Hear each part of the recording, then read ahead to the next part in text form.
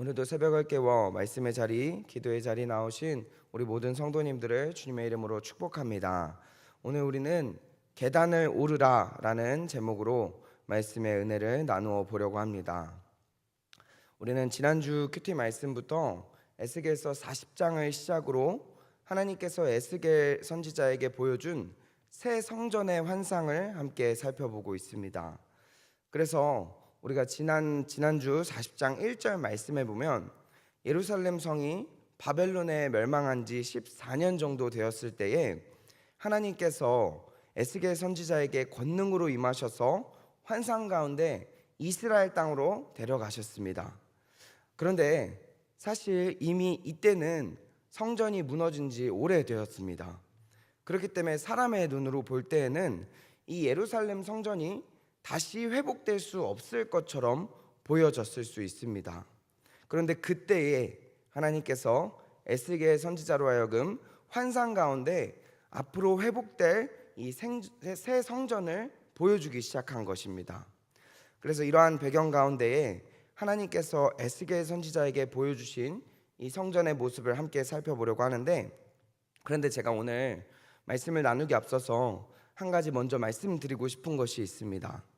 그것이 무엇이냐면, 이제 우리가 앞으로 이제 계속해서 살펴보게 될 이 성전에 대한 말씀은 단순히 성전의 구조나 건축 양식을 설명하기 위한 말씀이 아니라 이 하나님께서 이스라엘 백성들과 이 예루살렘 성전을 어떻게 회복시켜 가실 것인지, 그리고 그 회복에 대한 계획을 얼마나 정확하고 또 세밀하게 이루어 가시는지를 보여주는 말씀이다라는 것입니다. 조금 더 쉽게 말씀드리면, 이 아직 이스라엘 백성들의 이 성전이 회복이 시작된 것도 아니었습니다. 다시 세워진 것이 아니었습니다. 그런데 말씀해 보면 하나님께서는 에스겔 선지자에게 그 성전을 문 하나, 벽 하나, 뜰 하나, 계단 하나까지 아주 자세하게 또 세밀하게 보여주고 계신다라는 것입니다. 자, 그래서 저는 사실 오늘 말씀을 묵상하고 준비하면서 하나님은 참 세밀하고 정확하신 분이구나 라는 것을 먼저 느끼게 되었습니다. 그래서 우리 성도님들께서도 앞으로 살펴보게 될 이 회복될 예루살렘 성전에 대한 말씀을 묵상하면서 왜 이렇게 치수를 계속 재지? 왜 이렇게 어려운 내용들이 계속 나오지? 라고 생각이 들 수 있겠지만, 하나님께서 회복해 가시는 이 모든 과정이 정말 세밀하고 철저하고 자세하게 이루어졌구나라는 마음으로 함께 말씀을 묵상하셨으면 좋겠습니다. 그렇다면 오늘 본문 말씀을 크게 두 부분으로 나누어서 살펴보려고 하는데, 먼저 24절부터 27절까지 말씀은 바깥들의 남쪽 문을 측량하는 장면이고, 이어지는 28절부터 37절까지 말씀은 안뜰로 들어가는 남문과 동문과 북문을 차례대로 측량하는 장면입니다. 그래서 우리가 먼저 24절부터 27절까지 말씀을 살펴보면 바깥의 뜰의 남쪽에서 들어가는 문을 측량하는 모습을 이야기를 하는데, 우리 24절 말씀 같이 함께 읽어보도록 하겠습니다. 24절입니다. 시작. 그가 또 나를 이끌고 남으로 간즉 남쪽을 향한 문간이 있는데 그 벽과 현관을 측량하니 먼저 측량한 것과 같고. 우리 방금 읽은 말씀에 보면은 먼저 측량한 것이라고 이야기를 하는데, 먼저 측량한 것이 어떤 문입니까? 우리 40장 앞부분에 보면은 이미 측량했던 동쪽 문과 북쪽 문을 가리키는 것입니다. 지금 남쪽 문을 측량하고 있는데, 이 40장 앞부분에 보면은 동쪽과 북쪽 문을 이미 측량을 한 것을 보여주고 있습니다.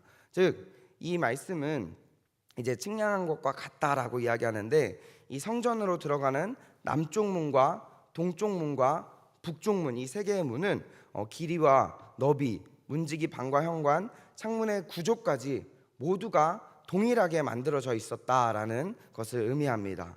그렇다면 이 말씀을 통해서 우리가 깨달아야 하는 것은 무엇이겠습니까? 제가 앞에서 이야기했듯이 하나님께서는 이 성전의 문 하나를 세우는 것까지도 그 길이와 너비와 그 모든 구조까지 정확하게 하나님의 기준과 질서 가운데서 세밀하게 계획하셨다라는 것입니다. 즉 하나님은 모든 것을 질서 있게 이루어 가시는 분이시고 작은 것 하나까지도 소홀히 여기시는 분이 아니고 세밀하게 여기시는 하나님이시다라는 것을 우리가 깨달아야 한다라는 것입니다. 그리고 더 나아가서 우리 26절 말씀에 보면은 이 남쪽 문의 중요한 특징이 등장하는데 우리 26절 말씀도 같이 함께 읽어보도록 하겠습니다. 26절입니다. 시작. 또 그리로 올라가는 7층계가 있고 그 안에 현관이 있으며 또 이쪽 저쪽 문 벽 위에 종려나무를 새겼으며. 아멘. 우리 방금 읽은 말씀에 보면 이 남쪽 문에 두 가지 특징이 기록되어져 있습니다. 첫 번째는 7층계가 있었다라는 것이고 두 번째는 이 문 벽에 종려나무가 새겨져 있었다라는 것입니다. 그렇다면 먼저 남쪽 문에 7층계가 있었다라는 것은 어떤 의미일까요? 그것은 이 당시 성전은 바깥문에서 이제 바깥뜰로 들어가기 위해서 계단을 올라가야 했습니다. 즉 하나님께 나아가기 위해서는 한 걸음씩 위로 올라가야 했던 것입니다. 그리고 뒤에서도 우리 살펴보겠지만 성전 안쪽으로 더 들어갈수록 계단이 더 높아지는 것을 우리가 말씀을 통해서 볼 수 있습니다. 그렇다면 이 말씀은 어떤 의미가 있는 것입니까? 하나님께서 임재하시는 그곳으로 가까이 나아갈수록 점점 더 높은 곳으로 올라가도록 성전이 지어졌음을 보여주는 것입니다. 즉 하나님께 가까이 나아갈수록 더 높은 곳으로 올라가도록 하심으로 하나님 앞에 나아가는 일이 결코 가볍거나 쉬운 일이 아니었다라는 것을 이 성전의 층계를 통해서 보여주고 있는 것입니다. 그리고 26절 말씀에 보면 또 하나의 특징이 등장합니다. 그것이 무엇입니까? 문 벽에 종려나무가 새겨져 있었다라는 것입니다. 그렇다면 하나님께서는 왜 성전 문 벽에 종려나무를 새기셨을까요? 그것은 바로 이 종려나무가 성경에서 하나님의 복과 번영 그리고 회복을 상징하는 나무로 자주 등장하기 때문입니다. 예를 들어서 시편 92편 12절에 보면 의인은 종려나무와 같이 번성한다 라고 말씀하고 있는데, 이와 같이 하나님께서 성전 문 벽에 종려나무를 새기게 하셨다라는 것은 이 성전은 죽음의 장소, 절망의 장소가 아니라 하나님께서 주시는 생명과 복, 무너진 이스라엘 백성들을 다시 회복시키는 장소라는 것을 보여주고 있는 것입니다. 그렇다면 우리 넘어가서 두 번째로 28절부터 37절까지의 말씀을 좀 살펴보려고 하는데, 우리가 지금까지는 바깥뜰의 남쪽 문에 대해서 이야기를 했다면 이제부터는 안뜰으로 들어가는 남문과 동문, 북문에 대해서 살펴보려고 합니다. 그런데 이 안뜰의 세 문도 앞에서 살펴본 것처럼 모두 같은 구조로 만들어졌습니다. 그래서 이 모든 세 문을 다 읽기보다도 대표로 이 북문의 모습을 기록한 이 35절부터 37절까지 말씀만 같이 함께 읽어보도록 하겠습니다. 35절부터 37절까지 말씀 함께 읽겠습니다. 시작. 그가 또 나를 데리고 북문에 이르러 측량하니 크기는 길이가 신척이요 벽과 현관이 다 그러하여 그 좌우에도 창이 있으며 그 현관이 바깥뜰로 향하였고 그 이쪽 저쪽 문 벽 위에도 종려나무를 새겼으며 그 문간으로 올라가는 8층계가 있더라. 아멘. 우리 방금 읽은 말씀에 보면 이 안뜰의 북문도 안뜰에 있는 이 북문과 남문, 동문도 앞에서 살펴보았던 문들과 마찬가지로 이 길이와 너비와 또 문지기 방과 현관, 창문의 구조까지 동일하게 만들어져 있습니다. 즉 안뜰로 들어가는 이 남문과 동문, 북문 역시 하나님께서 동일한 기준과 질서 가운데 세우셨다라는 것을 보여주고 있습니다. 그런데 이 세 개의 문도 자세히 살펴보면 공통적으로 반복되는 두 가지 특징이 있는데 그것이 무엇입니까? 앞에서 바깥뜰 문과 동일하게 종려나무가 새겨져 있었고 또 문으로 올라가는 8층계가 있었다라는 것입니다. 우리 앞에서 살펴보았듯이 문 벽에 종려나무가 새겨져 있다는 것은 하나님께서 주시는 생명과 또 회복을 상징합니다.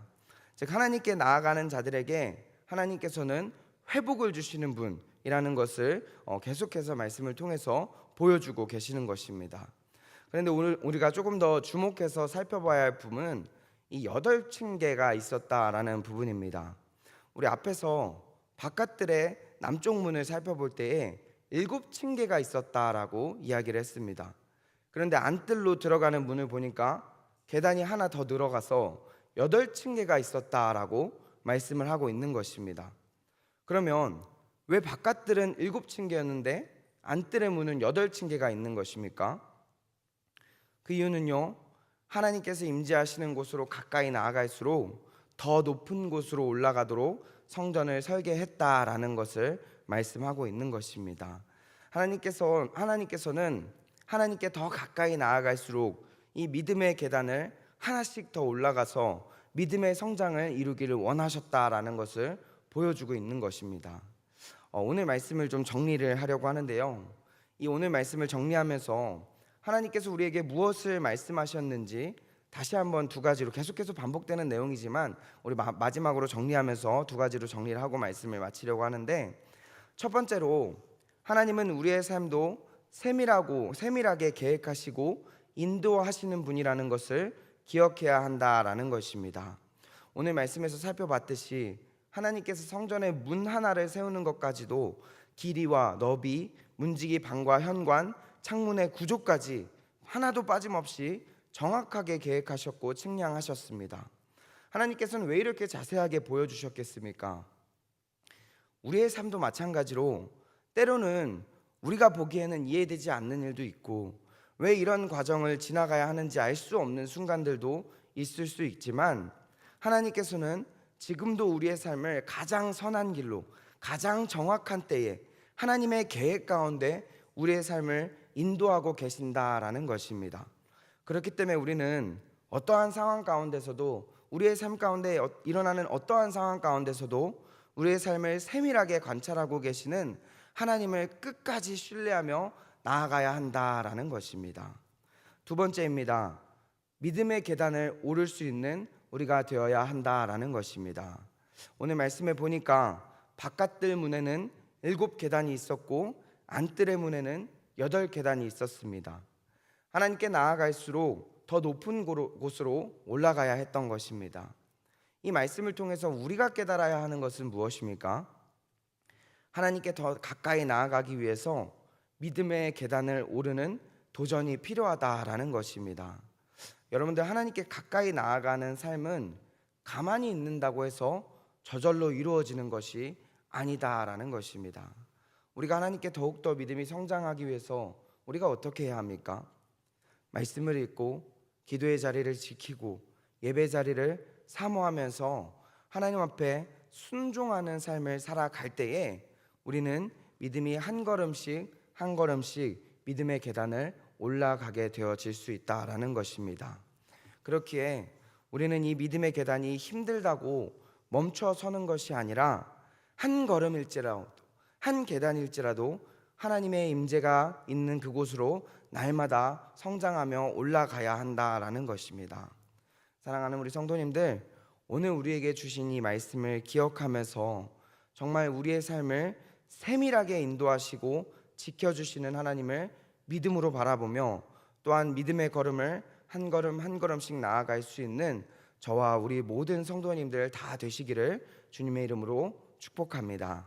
기도하겠습니다.